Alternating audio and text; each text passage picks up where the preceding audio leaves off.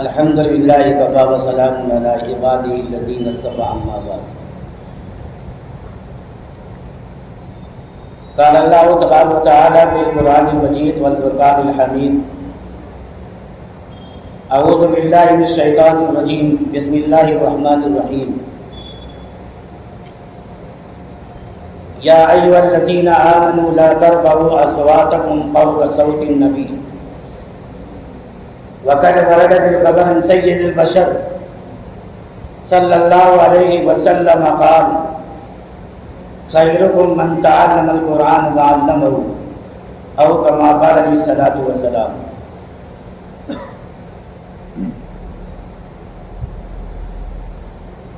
قابل قدر اساتذہ کرام اور عزیز طلبہ،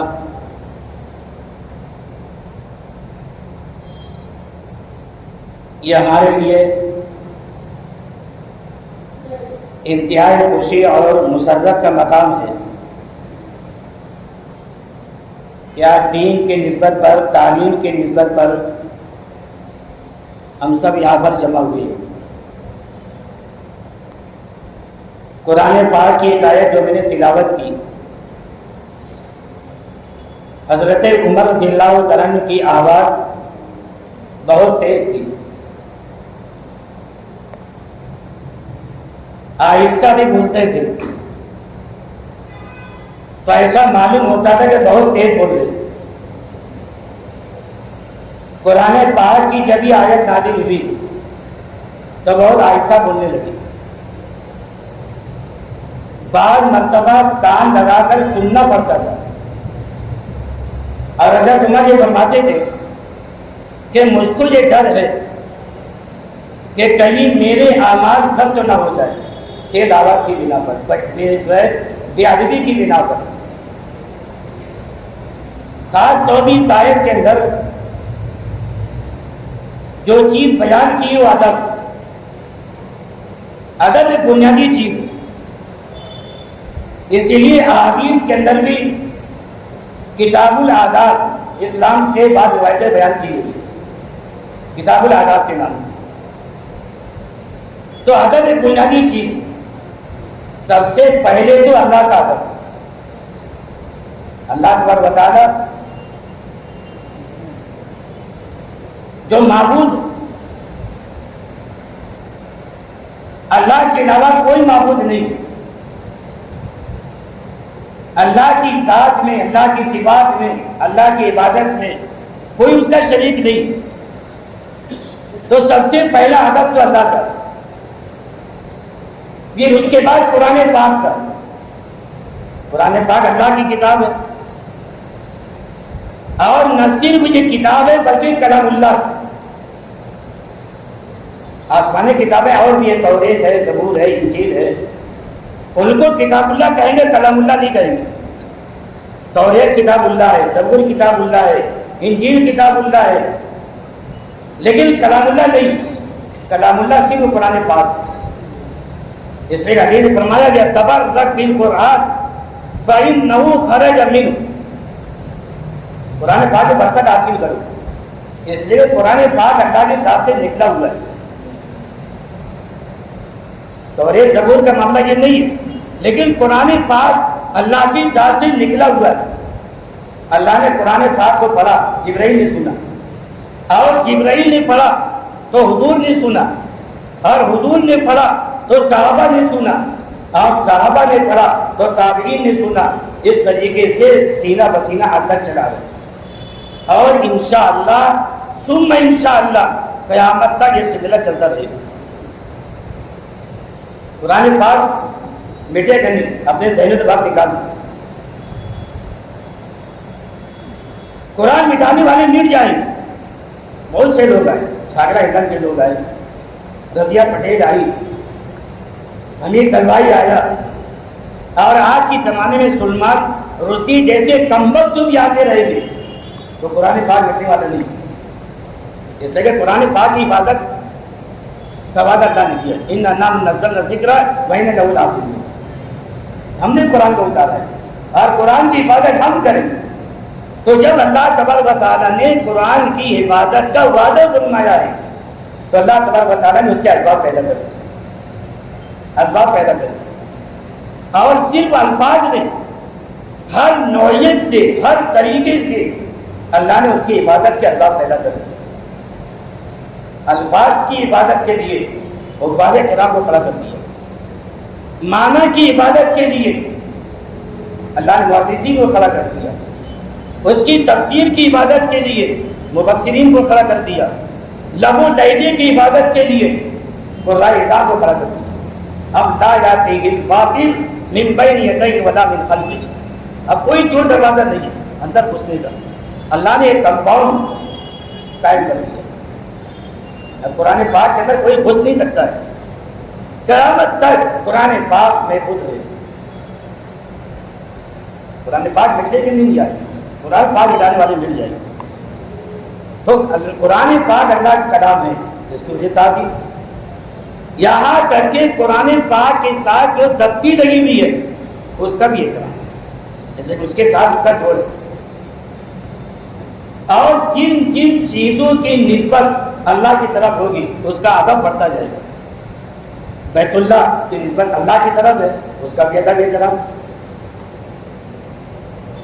یہاں تک کہ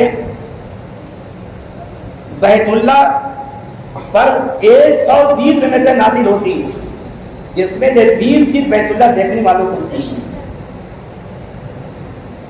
کوئی عبادت نہیں کر رہا ہے، صرف بیٹھ کر کے بیت اللہ دیکھ رہا ہے تو 20 رحمتیں اس پر نازل ہوتی ہیں. یہ اس کی تاثیر. تو مقصد میرا کہنے کا یہ ہے کہ جن چیزوں کی نسبت اللہ کی طرف ہے اس کا ادب احترام بڑھتا ہے. ایسی یہ دین جو حاصل کر رہے ہیں یہ دین اللہ کا دین ہے. ان الدین عند اللہ الاسلام.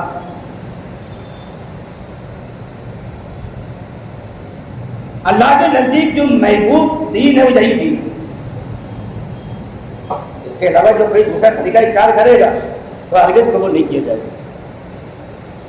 اب جب یہ دین اللہ کا محبوب ہے، اللہ کا پسندیدہ ہے، تو پھر اس میں بھی ادب ہونا چاہیے، اس کی بھی تعظیم ہونا چاہیے. اسی لیے کہنے والے نے کہا ہے کہ یک من علم را دہ من عقل باید. یک من علم را دہ من عقل باید. ایک من علم حاصل کرنے کے لیے 10 من عقل چاہیے. وَدَہ من عقل را 100 من ادب باید. اور 10 من عقل حاصل کرنے کے لیے 100 من ادب چاہیے. ادب ایک بنیادی چیز. ایک طالب علم چاہے کند ذہن کا ہو لیکن اس کے اندر ادب، احترام، تعظیم اگر یہ چیز ہے تو اللہ پر بتا دے اس کی برکت سے اس کو آگے بڑھا سکتے.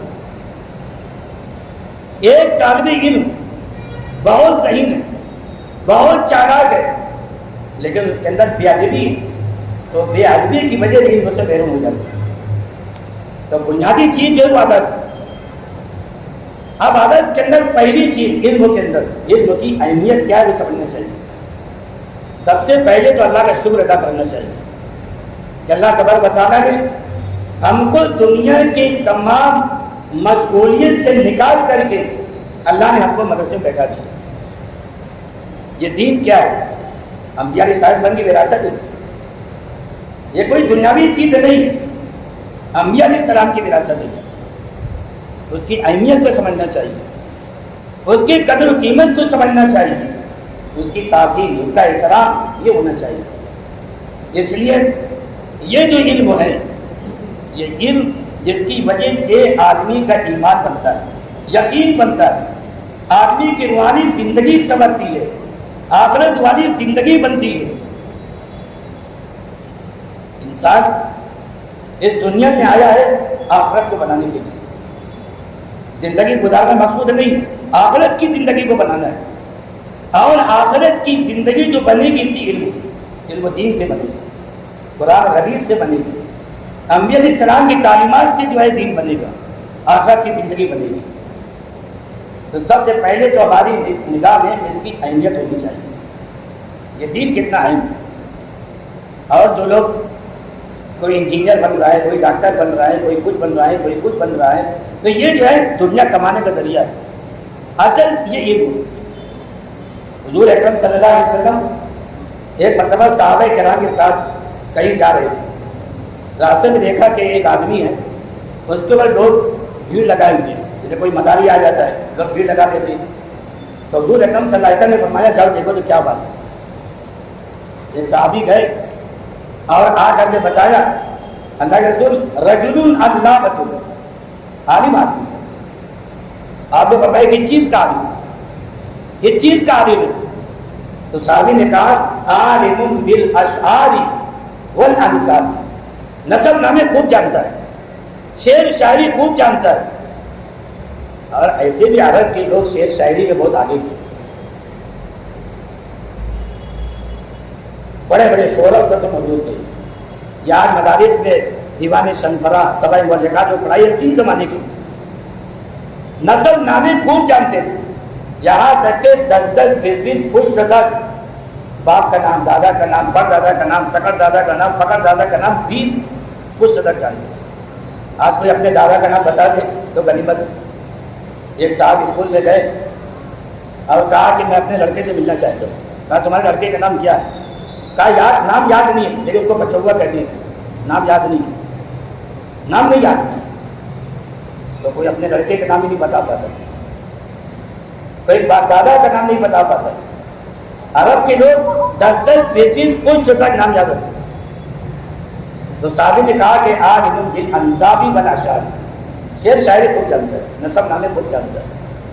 تو حضور اکرم صلی اللہ علیہ وسلم نے فرمایا میں تم کو بتاؤں حقیقی علم کیا ہے، حقیقی علم کیا ہے؟ تو پھر آپ نے فرمایا آیۃ محکمۃ فریضۃ قائمۃ۔ پھر آپ نے بتایا کہ یہ اصل علم یہ قرآن حدیث فقہ، یہ اصل علم ہے۔ تو اور جو علوم ہے وہ دنیا کمانے کا ذریعہ ہے، لیکن یہ جو علم ہے یہ آخرت کی زندگی بنانے کا ذریعہ ہے۔ اس لیے اس کی اہمیت ہمارے دل میں ہونی چاہیے۔ اس کے لیے سب سے پہلے نیت درست ہونی چاہیے کہ ہم یہ جو علم حاصل کر رہے ہیں یہ اس لیے تاکہ ہماری زندگی بن جائے، ہماری زندگی سنور جائے، اور اس کے حاصل کرنے کے لیے محنت ہونا چاہیے، مجاہدہ ہونا چاہیے، وقت کی قدر ہونی چاہیے۔ یہ مختصر طور میں کہہ رہا ہوں، مگر وقت کی اہمیت آج لوگوں کی نگاہ میں نہیں۔ حضور اکرم صلی اللہ علیہ وسلم نے روایت میں فرمایا یہ 2 چیزیں ایسی ہیں کہ جس کو لوگ سرسری طور پہ دیکھتے ہیں، لوگ غفلت برتتے ہیں، لاپرواہی برتتے ہیں۔ الصحت والفراغ، ایک تو تندرستی، اور دوسری چیز جو ہے وہ عزت کا لمحہ۔ ہمارے اسلاف نے، ہمارے بزرگوں نے کیسے حاصل کیا؟ تنخواہ لوگ پڑھیں، ان کے واقعات کو دیکھیں، یہ معلوم ہوگا کہ علم کو کس طریقے سے انہیں حاصل کیا ہے۔ اس کے لیے مجاہدہ چاہیے، اس کے لیے محنت چاہیے، اس کے لیے شوق چاہیے۔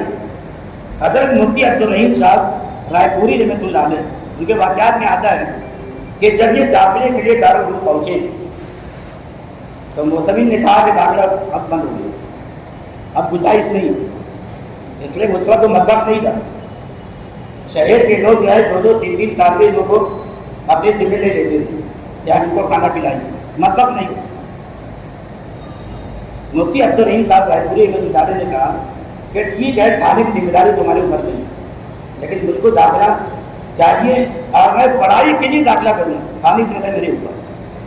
معتمد کا ٹھیک ہے داخلہ کر لیا۔